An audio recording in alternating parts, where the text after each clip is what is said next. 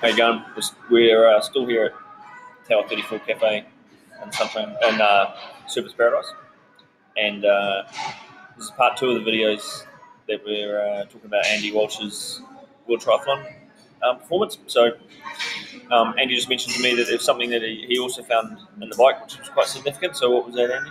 Yeah, so I had a really strong bike and a reasonably good performance. One of the big gains came from just really good cornering technique.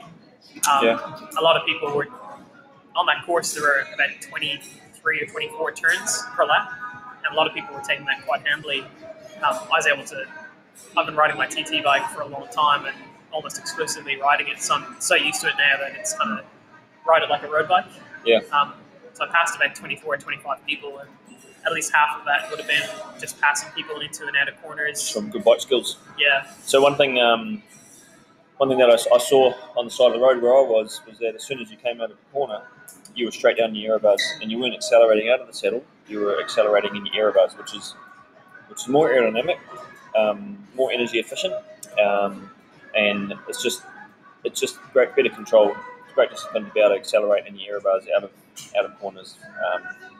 You're straight back into your rhythm again.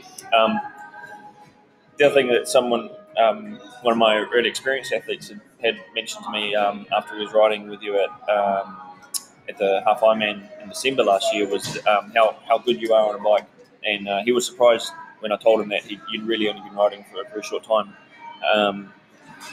but your skill level and your smoothness on a bike was of someone who was very, very experienced. So that was certainly something to be commended, and I think we'll start seeing that have more impact as you get further and further experienced as well.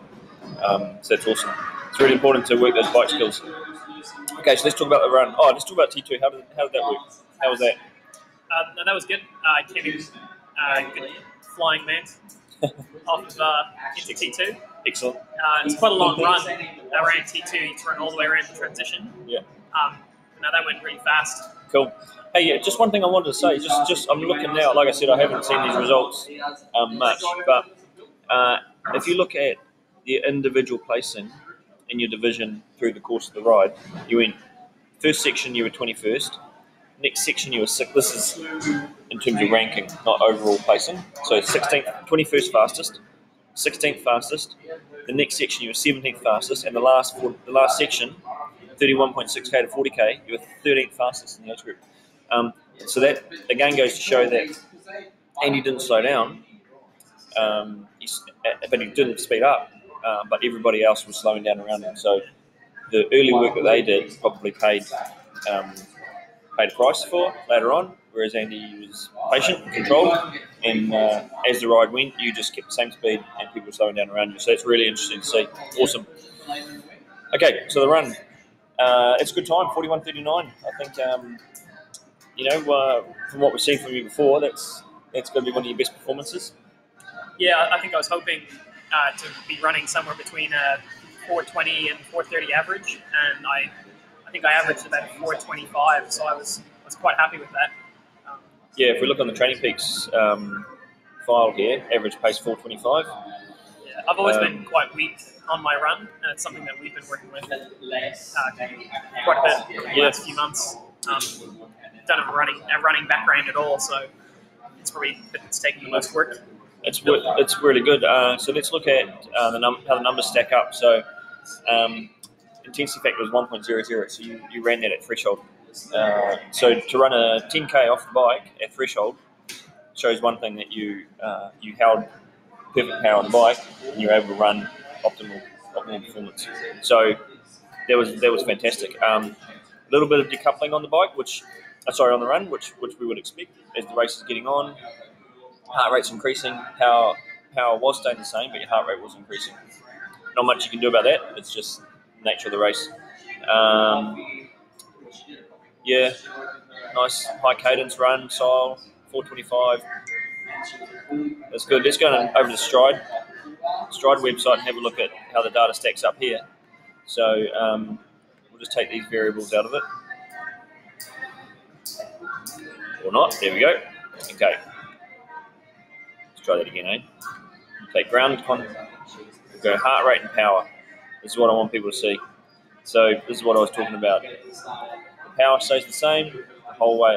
That's a really nice flat line, but you can see that the heart rate has increased accordingly, which you probably felt that at the time. Yeah. Definitely felt like it got a couple of steps harder through the run. But you finished. You finished with the last. Let's see, how far is that? The last 3 minutes, you really picked it up. You were pushing 280 watts, 420 pace. So you picked it up towards the end of the run, which is fantastic. So let's come back and have a look at this again. We'll just isolate the run section here. Okay, so let's take heart rate out of it. We know that's happening there. Let's have a look at pace. How does your pace and your power compare? So this is a really good reason why I like power as a method of analysis and pacing and just pure run pace, because as you can see through here, you're up and down, up and down, up and down. There's corners, there's little rises, there are aid stations. One of the things I did notice is that in a couple of places around the course, there's quite tall apartments around. Yeah. And I noticed in those areas, the pace would drop off. I think it went down to like a 4:45. Yeah. But still felt like I was running at the same pace. Okay. And that's exactly what was happening. The power was always consistent. So if you can imagine, if you were just running on pace and you just had that view of running 425s, suddenly you're running 440, and next thing you're running 415. You don't have a context to understand how that's impacting your body. But with power, it's just one number. All you've got to worry about: up, down, uphill, downhill, into the wind, tailwind. Doesn't really matter as long as that number stays the same. So that's fantastic. That's a really, really good thing to be able to see. Take pace out of it. I want to have a look at ground time. So this is another thing that I'm pretty hot on at the moment. As soon as you start fatiguing through a run, your ground time will increase. So you get your foot remains on the ground for longer and longer, and you started out around 224 milliseconds, and you're finishing at about 230 to 234. It's not a lot of difference there, really. So you were basically maintaining the same ground time at the start as at finish.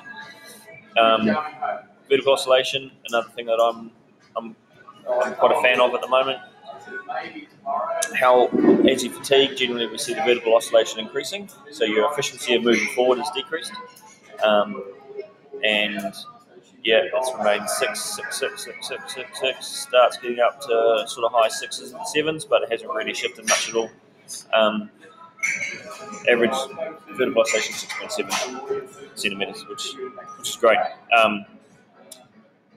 As a comparison, my average vertical oscillation for the 5K run was 8 something. So I do a lot more up down than you do. So effectively, you're probably a more efficient runner than I am in terms of what your body's capable of. Thank you. I think that 6.7, I almost would never run that low in training. I think training I'm up around 10 or 11 even sometimes. It just shows how important a race is, because you actually see how the body operates under stress.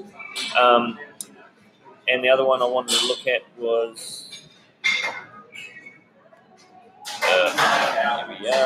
leg spring stiffness. So again, as you fatigue, we should see leg spring stiffness decreasing. And from what it looks like, that remained static, pretty consistent. It was always around 9.8 kilonewtons per meter. There's not a lot of change there. That's a fantastic thing to look at. If we have a look down here at your pace, is this going to show us much? Yeah, so here you go. So this is your K splits broken down: 447, 429, 419, 425, 423, 424. So this is quite a lot of variety in that. But if we look at your power through that time, 280, 279, 278, 279, 274, 272. So pace is up and down, power remains pretty consistent. As we get to the bottom of the race, where things start getting a little bit ugly, power's decreasing. And that's normal. As you fatigue, your ability to put out power is diminished, and you get near the end of the race. So all in all, that was a great performance, and you finished with a 4:03 pace for the last K. So well done. So all in all, I think that was a pretty bloody good performance. Swim, bike, run. Yeah, I'm really happy with that. Yeah. What I would love to see now is what an explosion looks like to you. So all I've ever seen is a nice consistent performance, but I want to see a result where you put it on the line and it's falling apart. So perhaps the next race we'll push that target up a little bit higher, maybe a little bit out of reach, and see what happens when you try and hold it, and see how your body behaves then. But I won't. I'll give you a day off tomorrow, day off today. But after that, you'll be back into it. So well done. Yeah, awesome. On to Ironman now, eh? Yeah, what's 6 months to go? 6 months of Ironman. Awesome. Good stuff. Okay, well, like I say, this is great stuff to talk about. So if you have any comments you wanted to make, please post below, or get in touch with us if you wanted to talk to us how this sort of training can help you with your goals. And if you wanted to just look more into our coaching services, just jump onto the website, head to our Facebook page, and hopefully there'll be some information there for you. Otherwise, get in touch with me, and we'll set you on the right track. Excellent. Thank you. See you later.